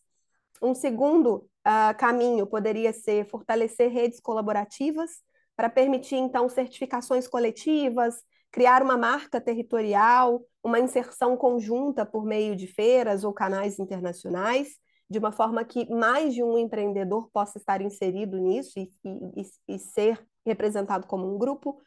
E um terceiro seria a promoção de políticas públicas articuladas, que a gente consiga articular, então, desenvolvimento regional, comércio exterior e também a inovação. Para isso, com isso, essa internacionalização ela deixaria aí de ser uma decisão empresarial e passaria a ser algo coletivo. A gente propõe um modelo de um ecossistema de suporte de internacionalização com alguns elementos principais. Então, a gente coloca ali uma governança compartilhada, a integração entre universidade, empresa, governo, redes de produtores locais, políticas de branding territorial e infraestrutura de capacidade técnica. A ideia seria, então, territorializar essas estratégias. Por fim, para finalizar, para a gente tentar cumprir o tempo aqui, a gente conclui, então, que, embora esse acordo Mercosul-União Europeia ele tenha muito potencial, ele corre o risco de a gente reforçar grandes desigualdades se ele não for acompanhado por políticas públicas integradas. Então, é essencial que esses caminhos sejam revisitados antes de efetivamente a gente colocar esses empreendedores dentro desse acordo.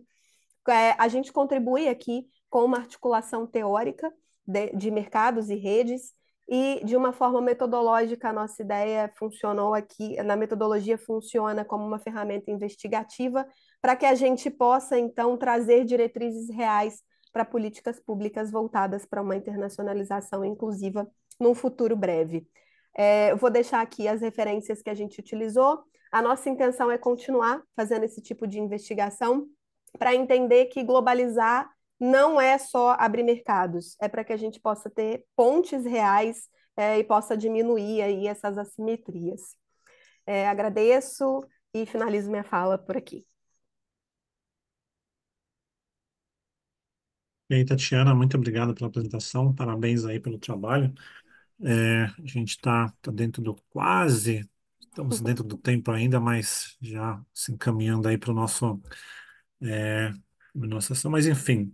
O trabalho da Tatiana aí a gente percebeu que existem grandes, digamos assim, no empreendedorismo, né? Existem alguns, eu vou chamar aí de mitos, vai, né? Por assim dizer.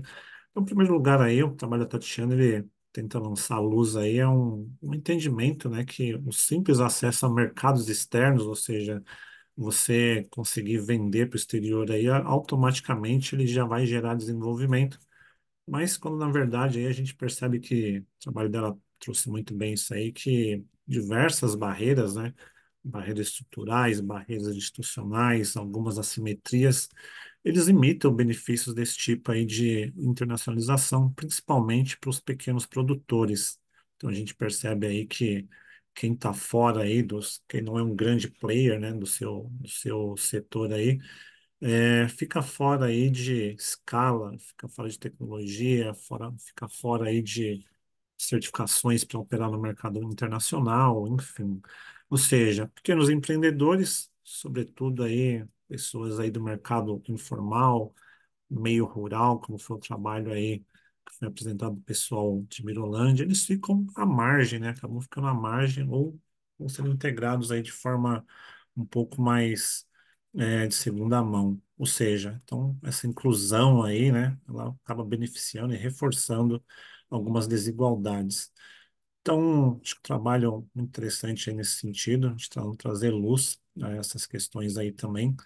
Ou seja, a gente está realmente falando de uma internacionalização, de uma janela de exportação, ou a gente está só trabalhando aí dependências qualificadas, ou seja, pessoas, empresas que já estão dentro do jogo aí, né? Então, força a gente a refletir sobre essa questão da inclusão produtiva, se isso aí geralmente está gerando autonomia ou está só incluindo os pequenos aí como essas frágeis, né? Essas cadeias que continuam concentradas. Então, essa leitura que eu faço aí do trabalho da Tatiana também, parabéns pelo trabalho. E aí, para a gente fechar, eu passo a palavra para Quem quiser interagir, para o Fabiano, para outras pessoas, quiser fazer algum comentário também, agradeço aí a participação de todos. Então, a gente deixou o link da nossa apresentação aí. Passo a palavra para vocês aí, para a gente fazer algum questionamento, algum complemento no trabalho da Tatiana ou dos demais da nossa sessão aí.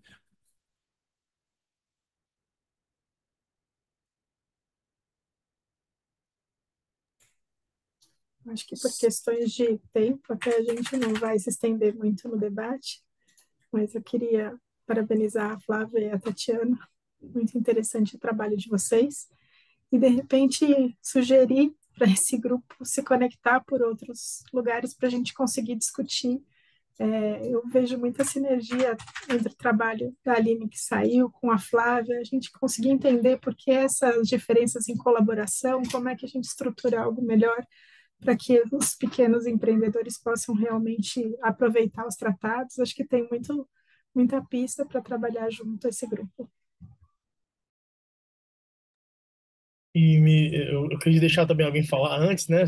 Falei em quase todos os trabalhos, mas só para complementar, Tatiana, parabéns. Tatiana, eu não sei se o sobrenome Dornelas é referido a um grande autor também do empreendedorismo, né? Ah, não é, mas é pura coincidência da vida. E a gente está na sala de empreendedorismo, falando aqui de várias vertentes, de várias perspectivas, então, bem interessante ter um Dornelas aqui também. Parabéns, Pura coincidência, Fabiano. legal. E eu acho que o que você falou, o professor Wendel também reforçou, acho que é o cerne também grande da questão.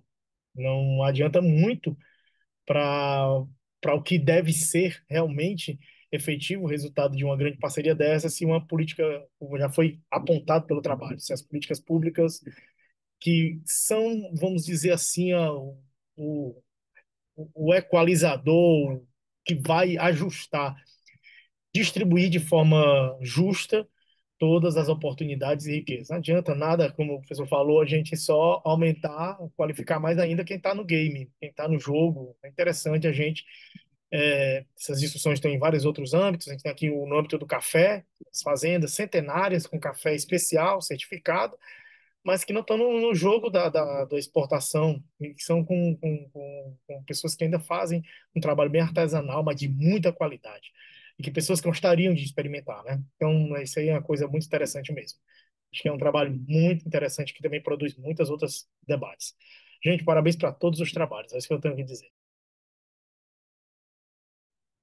Dá tempo de eu fazer só um comentário rápido, professor Wender? Claro, sem dúvida. Bem rapidinho, prometo que eu não vou demorar. Essa questão que o Fabiano trouxe é interessante porque, assim, a gente aqui nesse trabalho, a gente olhou do Brasil para a União Europeia, né? Mas a gente pode pensar em outras formas também, porque se a gente não tiver preparado para levar os nossos microempreendedores e empreendedores para lá, para exportar, a gente vai ser inundado por produtos da União Europeia.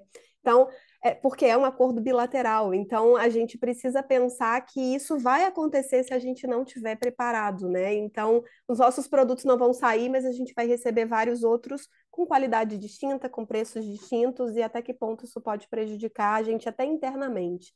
Então, é um acordo promissor, é um acordo feito a duras penas por muitos anos, que a gente precisa refletir criticamente e tentar melhorar a nossa base para que a gente não seja prejudicado com um acordo que era para ser bom.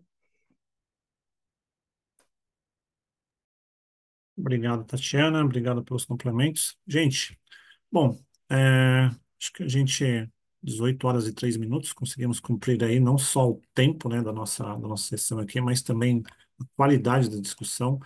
Então, acho que os trabalhos apresentados aqui foram de alto nível, as contribuições também de alto nível. E como a Ingrid falou aí, a gente consegue colocar pesquisadores para se dialogar entre si e, por que não, formar novas redes aí e no sentido de fortalecer os trabalhos e, por que não, coautoria em trabalhos científicos. Então, gente, meu muito obrigado por ter participado com a sessão aqui com vocês. Então, boa tarde. A gente, se Deus quiser, a gente se vê em próximas sessões. Posso Muito tirar o obrigado. print, E professor? Posso vamos tirar o tirar o print? print. Pode, vamos tirar aqui. Sorrisão. Foi solicitado aqui. Opa, apareceu a Aline aí agora. Pera aí, vamos tirar outro print aí. Vamos lá, Aline. Não, pode ir, ó. Pronto. Legal. Ouviram o Valeu, barulho aí? gente. Pronto. É. Vamos lá. Valeu, gente. Obrigado, viu? Boa tarde Muito a todos. obrigada, pessoal. Boa Tchau. tarde. Boa tarde. Obrigado. Tchau. Tchau, tchau. Tchau, tchau, gente. Boa tarde. Tchau, Flávia. Obrigado. Tchau, tchau.